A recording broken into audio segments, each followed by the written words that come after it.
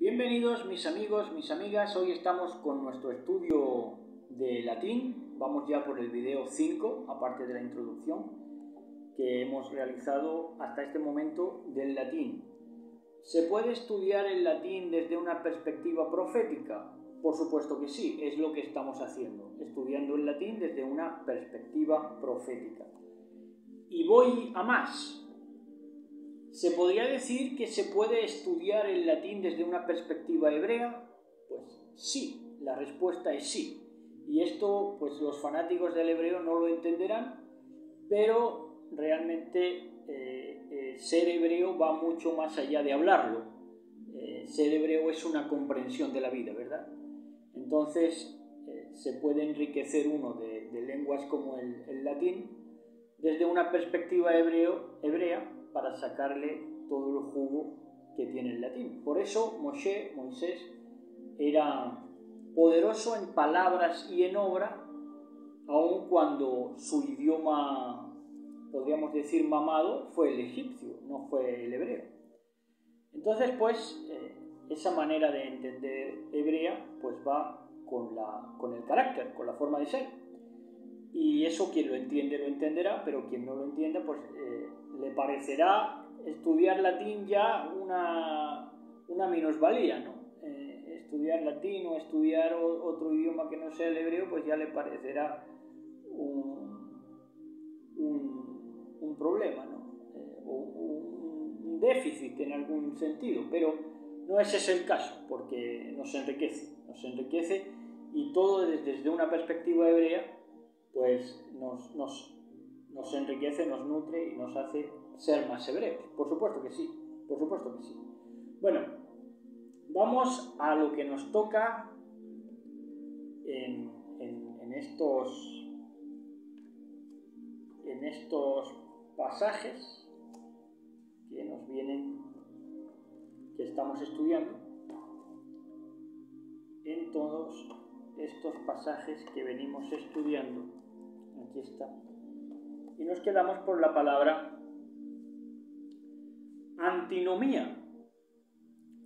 Una curiosa palabra, antinomía, que nos va a hablar mucho, para que vean que enriquece el hebreo.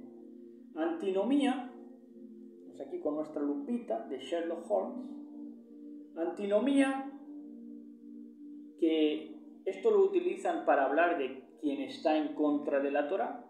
Quien está en contra de la Torá se considera antinomos o anomos, fuera de la ley, pero la palabra antinomía nos enriquece más el sentido, porque antinomía no es contrario a la Torá, no es contrario a la ley, sino que antinomía nos viene a hablar de contradicción en las leyes. ¿Por qué? Porque quieran o no, o queramos o no, siempre habrá unas leyes. Siempre habrá unas leyes que nos van a regir. Si no fueran sociales y reinara la anarquía, serían intrínsecas naturales, serían de la realidad interior de las cosas, ¿no? Entonces, de todas maneras, nos llegaría una ley. Entonces, antinomía, que se ha utilizado para nombrar a los anomos, a los antitorá, a los que van en contra de la Torá, pues tampoco se puede decir que vayan a ser o que sean antitorá, porque no pueden serlo. Pueden ser podríamos decir, antitorá de Moshe, o antibiblia, o practicar el ateísmo, o muchas cosas, pero no pueden ser antitorá de todo. ¿Por qué? Porque la Torá está en todo. La ley natural, la ley física, la ley moral, está en todo. Entonces, nos hablaría de que esa antinomía, los que ejercen esa antinomía, los que van contra la Torá, desde incluso creyentes bíblicos, creyentes que dicen ser bíblicos, pues nos hablaría de una contradicción en las leyes. ¿Por qué? Porque luego ellos también acaban practicando leyes, ellos cercenan la Torá, la ley de Moshe, pero también ellos se involucran en leyes que son contradictivas o contradictorias. Entonces esto nos habla de lo que es en verdad la antinomía. Ir contra la Torá de Elohim es entrar en contradicción en las leyes en las que vas a creer y vas a hacer creer, porque aunque te desprendas de la Torá de Moshe, pues vas a ejercer otras leyes que se van a basar y van a ser contradicción. Así que eso nos enriquece mucho el concepto. Vamos con la palabra apoplexia. Apoplexia, esto se utiliza mucho incluso para expresar estupefacción, pero no solamente sería yo dejo estupefacto, sino que también sería yo derribo. Apoplexia es yo derribo.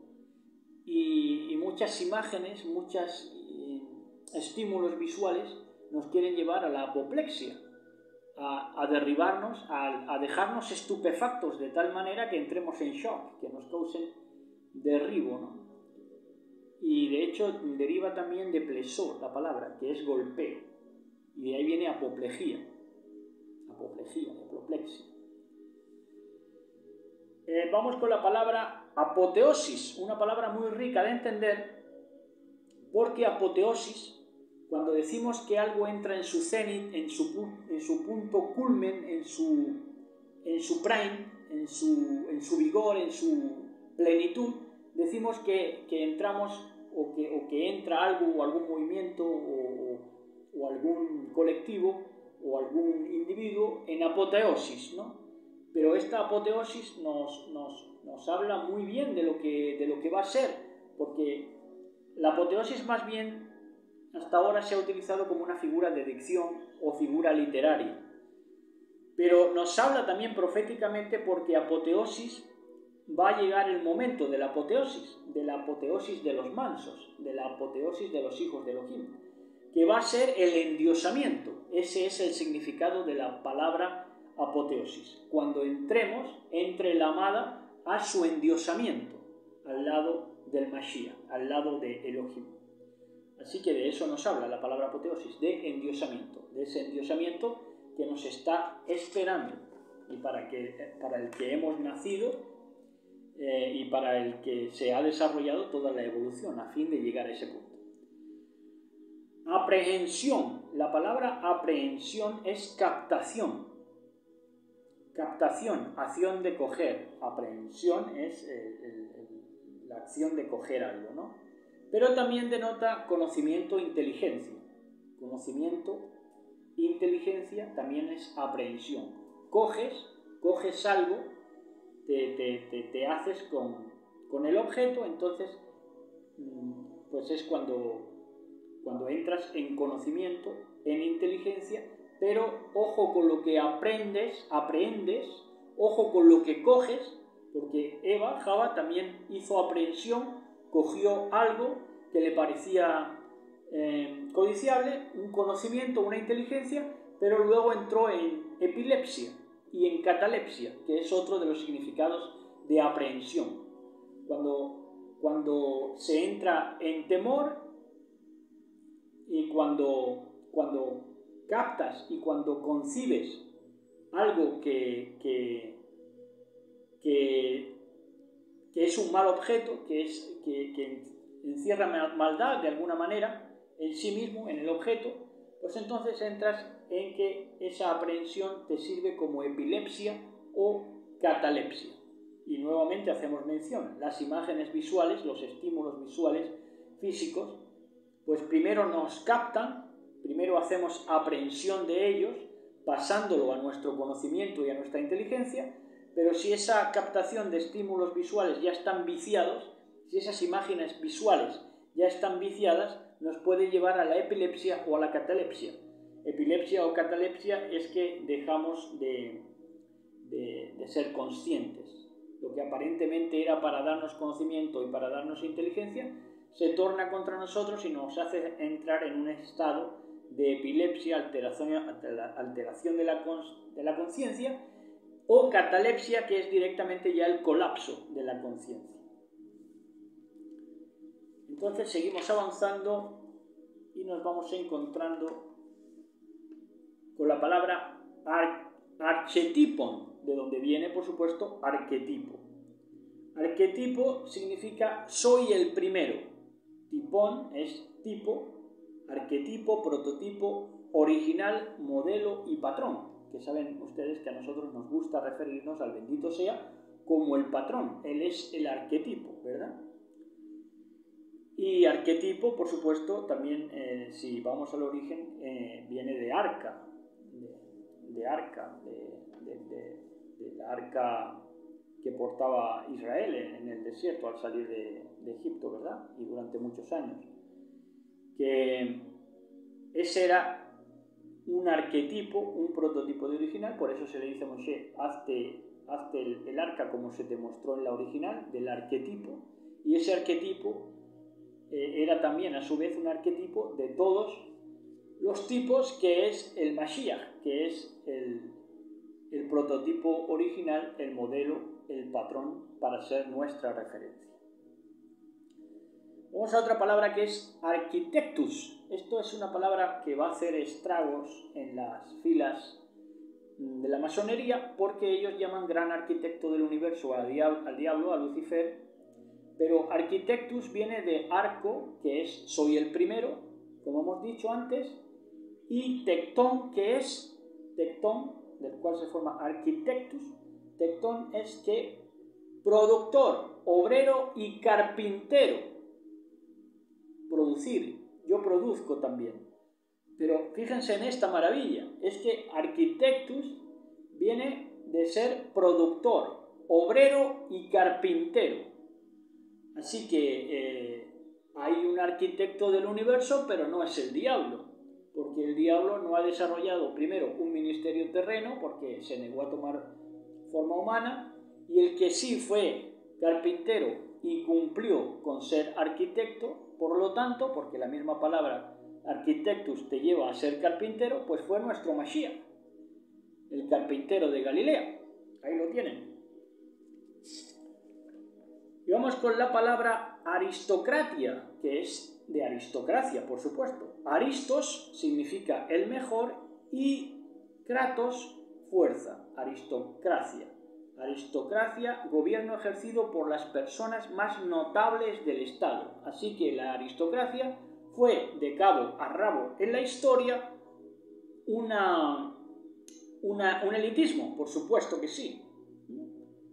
Un elitismo, la propia aristocracia. Y ahora nos vemos con otras clases de aristocracias, ¿no? Porque antes las aristocracias eran por nobleza, por linajes más o menos con títulos nobiliarios, pero ahora mismo nos encontramos en una aristocracia de lo vulgar. Han encumbrado tanto a lo vulgar que se ha formado una nueva aristocracia formada por auténticos cesaos de la vida, desesaos de la vida, por auténticos retrasados mentales que han tomado los primeros puestos sociales, sobre todo en la televisión, y por ende, pues cambiando el orden natural de la sociedad, conforme al mérito. Ya no es conforme al mérito, sino que es conforme al braguetazo que hayan pegado, o al ridículo que hayan hecho, o a lo vulgar que hayan sido, o a lo que haya alimentado más a la prensa rosa, ¿verdad? Entonces vamos con otra palabra que es arrisor. Arrisor, de donde viene también ser irrisión. La irrisión, cuando somos la irrisión de la gente, es cuando somos hombres aduladores, serviles.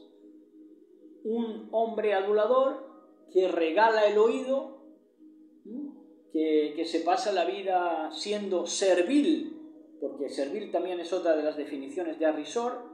Un hombre adulador, un hombre del evangelio de la prosperidad, pues es un hombre arrisor, que viene a ser la irrisión de lo elogiable. Ahí es nada. Y seguimos avanzando por nuestro recorrido del latín desde una perspectiva profética y nos encontramos con la palabra astronomía. Astronomía es de nemo, yo reparto, administro.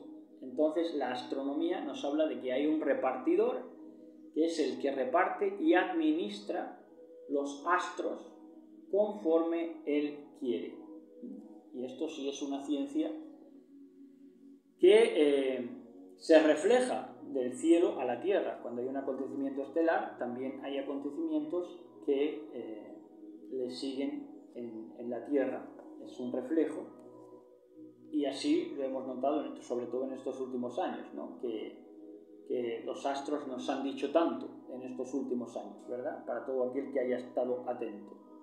Asylum, de donde viene la palabra asilo, a los viejecitos, a los ancianos, los meten en asilos. Bueno, pues asilo viene de asylum, que es yo saqueo. Silao, que es yo saqueo, asylum. Así que luego sale muchas veces que esos ancianitos son maltratados. Y es que los saquean en el asilo, porque está en la propia definición de esa palabra que sirve de maldición, ¿verdad? No hay palabras de bendición o maldición, sino que es conforme al uso práctico que se le dé, ¿verdad? Entonces tenemos la palabra atlas de los mapas, de los mapamundis. Atlas era un atlante que era un titán que sostenía el cielo sobre sus hombros. Nosotros ya hemos hablado de esto habría mucho que hablar porque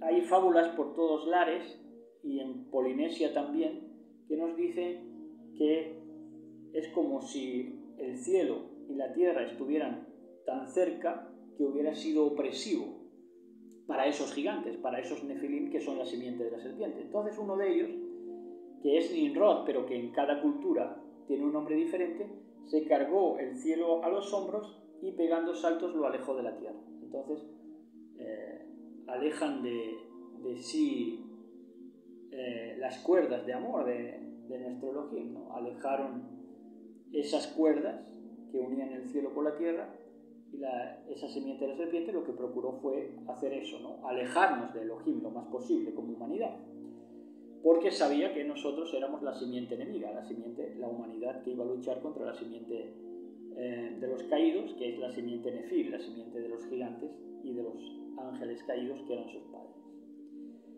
Vamos con la palabra atrofia o atrofia.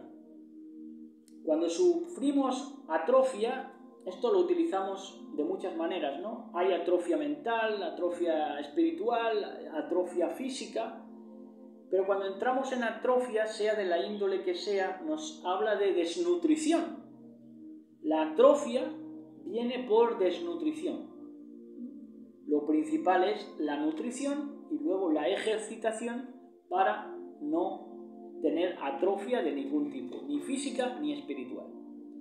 Vamos con la palabra atritión, de donde viene atrición, que es arrepentimiento, nada menos. Es muy profética. Pero esta palabra nos hace ver el concepto latino de ese arrepentimiento, porque en lo latín, atrición, que es arrepentimiento, tiene el mismo significado que desgaste por roce. Así que es un arrepentimiento que se ha desgastado por roce, ¿verdad? Y esto nos habla de algo enfermizo, que precisamente cuando hay atrición, cuando hay arrepentimiento, hay un desgaste por roce no sano, y por eso se dan abusos y se van a dar pues cosas relacionadas con ese arrepentimiento mal enfocado que lleva al desgaste por roce, muchas veces sexual, ¿verdad? Pero bueno, la palabra se presta a la interpretación, pero nosotros vamos por ahí porque queremos también pues hacer comprender ese concepto del latín, que en lugar de entrar en un arrepentimiento de verdad sincero dentro de la curia romana, pues lo que se ha hecho es ese desgaste por roce, ¿verdad? Intentando purgar pues cada uno sus traumas y sus falencias y sus complejos, sus complejos sexuales, sus complejos de no haber ejercido su sexualidad sanamente, pues luego hay un desgaste porroso.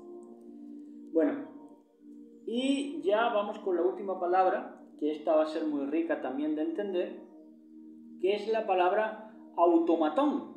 Automatón, de la cual viene autómata, autómata que lo entendemos hoy como robot, ¿no? Entonces, está muy mal visto hoy ser autómata, cuando precisamente en el tiempo donde la gente parece hecha en serie, ¿verdad? Parece hecha en serie desde una fábrica, desde la Matrix, y parece que todos son iguales, es una borregada, ¿no? Y aún así, la palabra autómata tiene una mala connotación, ¿no? Pero vean cómo está el mundo al revés. Autómaton, autómato de autómatos, es que se mueve por sí mismo, para que vean que la inversión de valores ha sido total y ha formado parte de nuestro léxico, de lo que vemos a diario, de lo que oímos a diario.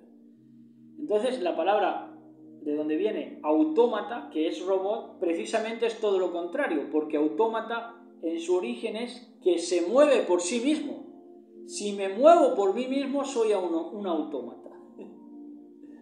¿Entienden? Entonces es parte de esa inversión de los valores, satanizada desde la Ilustración.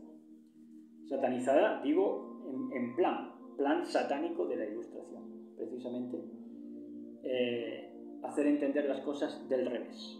Bueno, y ya para acabar, mencionarles que mañana, Elohim mediante, estamos con dos temas especiales que vamos a grabar para todos ustedes mañana.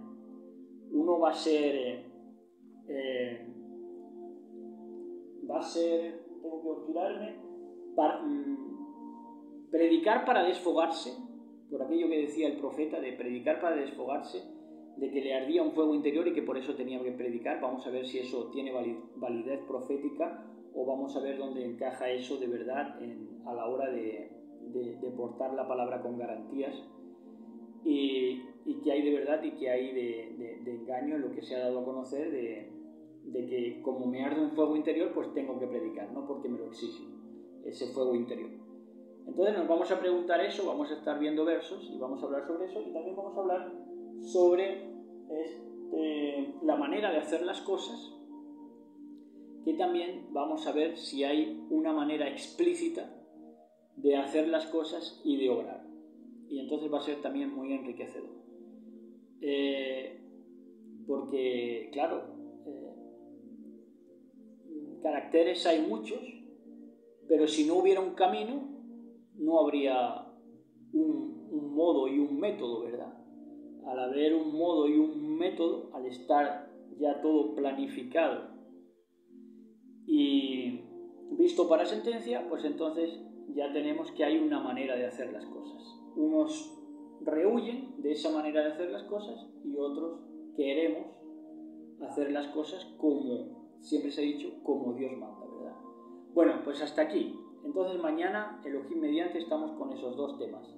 No se olviden de suscribirse y si están suscritos sigan gozándose y sigan recreándose en la presencia del bendito sea con este ministerio que está hecho y perfilado y cincelado para todos ustedes, para estar con todos ustedes y pronto ya en la plenitud de estar en la presencia de nuestro Mashiach.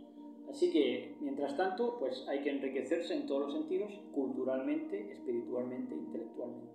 Shalom a todos, besos y abrazos para todos y todas. Nos vemos mañana, Elohim mediante.